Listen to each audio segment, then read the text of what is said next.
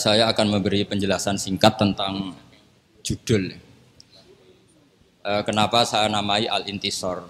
Jadi menolong itu bukti mahabbah. Bukan berarti Mbah Mun butuh ditolong itu enggak. Sebagaimana ayat wayan surunallaha wa rasulah. Tentu kita tidak pernah GR menolong Allah. Allah la yahtaju ilal i'ana. Karena Allah itu ghaniyun mutlak. Tapi bahasanya Quran wayan surunallaha wa rasulah. Kemudian kenapa saya milih menjamakkan madzhab? Karena beliau punya madzhab fil tasawuf, punya madzhab fil fikih, punya madzhab fil ijtimaiyah. Sehingga masalah bahasa ini saya anggap cukup, meskipun nanti Anda kalau ngarang kitab ya ngarang sendiri, punya judul sendiri. Karena ini sudah saya patenkan, nanti malah saya gugat itu. Tapi begini, yang penting begini. Kenapa saya membahasakan Al-Intisor? Saya ini kan hidup di kota. Di kota itu banyak cara berpikir Islam ekstrim, termasuk yang berpikiran khilafah. Karena saya seperti yang dikatakan Gus Kamil di Gembleng Mbah Mun mulai kecil, pikirannya ya nasionalis religius atau religius nasionalis. Karena saya takut teman-teman itu tidak memahami atau nggak memahami referensi itu. Saya masih ingat betul ketika di Madinah di Dawe Mbah Mun, hak Salahuddin Al-Ayyubi songono iku barokah Ihya. Jake golekno. Terus saya cari-cari termasuk beberapa takbir yang saya utarakan sekarang ini. Jadi ini clear supaya bahwa kita intisar itu membela dengan makna bukti mahabbah. Seperti kita mengistilahkan apa? Orang-orang Ansor disebut Ansarullah wa Rasulih. Masa Allah butuh ditolong? Ya tentu enggak. Kenapa saya milih Al-Intisar? Karena saya sayang sama ayat. Ada seorang nabi berdoa Rabbi anni makhlubun fantasir. Terus walladzina idza asabahumul baghyu hum yantasirun. Ini saya mulai tentang Al-Intisar. Saya mohon dilihat halaman pertama itu halaman 6. Halaman 6 di situ saya tulis riwayat Imam Bukhari dan itu ditulis di beberapa halaman oleh Imam Bukhari. Di antara alamat waliyullah adalah sumayudaulahul qabul fi ahli ardi. Kita tahu Mbah Mun sangat diterima semua apa? Pihak. Alhamdulillah. Beliau sering memfatwakan wa alal akil ayakuna basiron bi zamani mukbilan ala sani. Ini karena banyak alumni yang sudah sibuk kerja, saya yakin nggak tahu referensinya.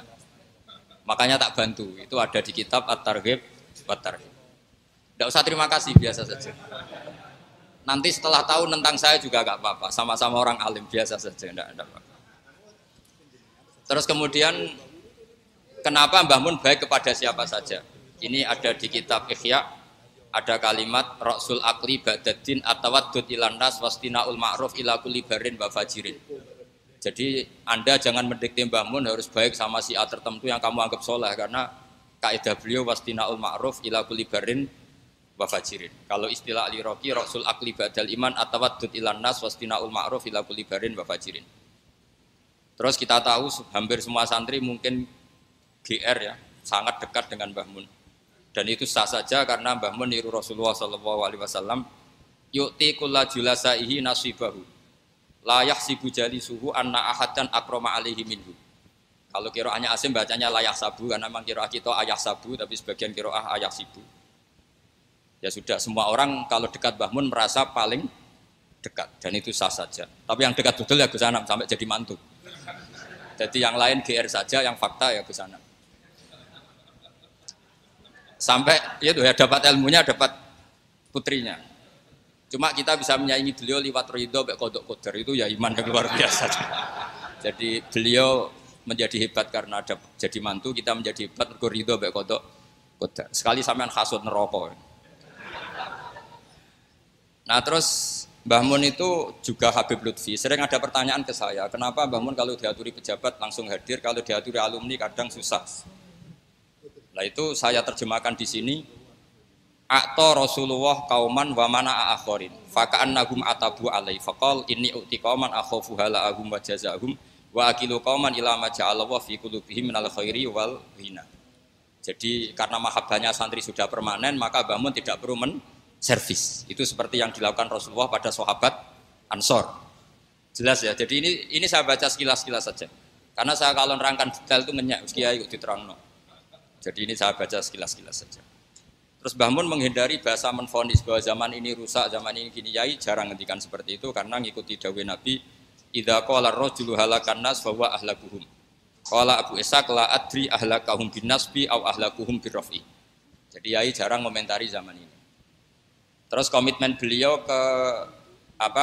komitmen beliau terhadap madzhab ahli sunnah wal jamaah. Beliau dari awal di Muqaddimah al-ulama al-mujaddidun ngendikan al jihad wajibun alaikum ma'akuli amirin baron kana ufajiron sampai saat terusnya wa in amilal kabair. Jika kalau beliau berkongsi dengan siapapun termasuk waliul amri itu dari awal memang riwayatnya itu ya baron kana ufajiron. Jadi Anda jangan menuntut pilah-pilah, riwayatnya baron kana ufajiron kok Anda nuntut pilah-pilah. Jadi kalau Anda milah-milah berarti tidak baca hadis ini. Kalau tidak baca berarti sampai tidak alumni. Ini karangannya kiainya aja tidak baca. Apalagi karangan selain kiainya. Nah terus ini yang paling pokok halaman 11. Ini yang diceritakan Gus Kamil tadi. Ini sudah 25 menit, tinggal 5 menit ini. Enggak, tapi rasanya 25 menit. Kemudian yang nomor 11. Kenapa beliau berkoalisi dengan pemerintah bahkan sangat ingin putranya maupun santrinya jadi pejabat.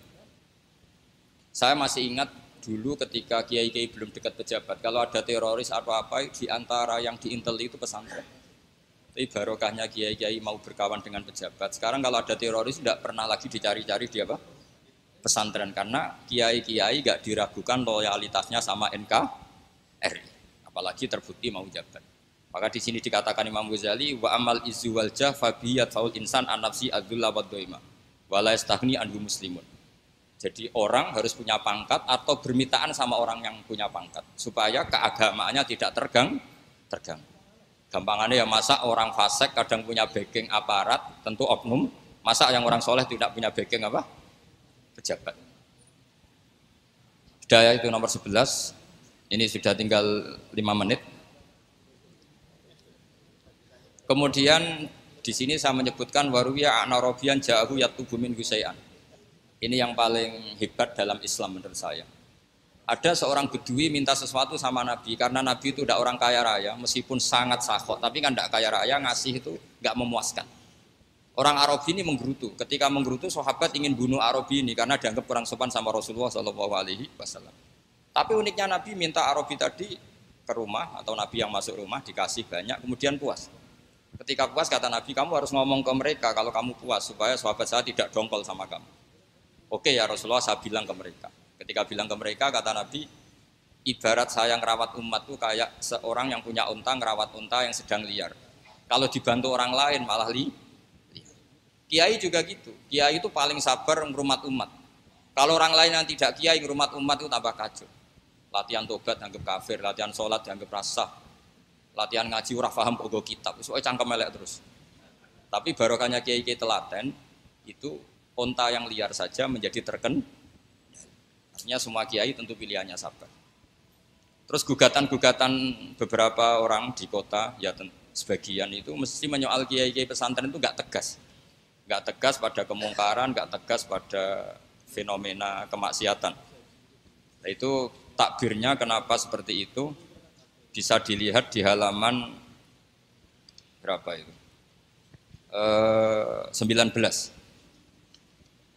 Ini juga takbir dari Ihya, memang saya perbanyak dari Ihya. Selain kitab itu gampang juga yang sering dibaca sama beliau zaman kita tahu semua lah. Beliau sangat sering membaca kitab apa? Ihya. Jadi tidak semua sahabat, saya baca ya. Wassahabatu makanu yahjuruna bil kulliyah bal kanu munqasimina fihim ilaman yakhridul qawla alaihi wa yuzirul bukhdala wa ilaman yuridu anhu wa la yata'aradullah wa ilaman yang yuzuru ilaihi bi ainir rahmah wa la yu'athirul muqata'ah wa tabaud. Jadi tidak semua sahabat ketika melihat kemungkaran tegas. Ada yang melihat sahibul mungkar tadi atau murtakibul mungkar tadi dengan ainir rahmah, tapi tentu dengan cita-cita ingin membenahi. Dan Mbah Mun sering masyhur kan, beliau sering dalil laisa laka minal amri syai'un aw yatuba alaihim aw yu'adzibahum fa innahum dzalimun. Karena manusia itu sesuatu yang tidak permanen. Yang sekarang soleh bisa suatu saat fasik, yang sekarang fasik bisa suatu saat soleh. Sehingga pilihan tegas itu enggak pas. Yang ditegasi aja enggak konsisten kok kita tegas. Itu pilihan Mbah Mun. Nah kemudian pilihan ini kita sahkan, maksudnya kita sahkan secara argumentasi kita bela. Karena ada riwayat hadis tadi, ada seorang soleh sedekah malah dikasihkan zaniyah. Jadi gunjingan kan, tapi beliau terhentikan alhamdulillah ala kulli hal, alhamdulillah ala sarikin wa ala zaniyatin dan seterusnya. Ketika ditanya, kenapa kamu mengasih zaniyah? Semoga orang zina itu kan nyari uang. Ya sudah tak kasih uang biar gak zina. Begitu juga maling, sampai jadi copet karena nyari uang. Sudah tak kasih uang tapi tidak bisa nyopet.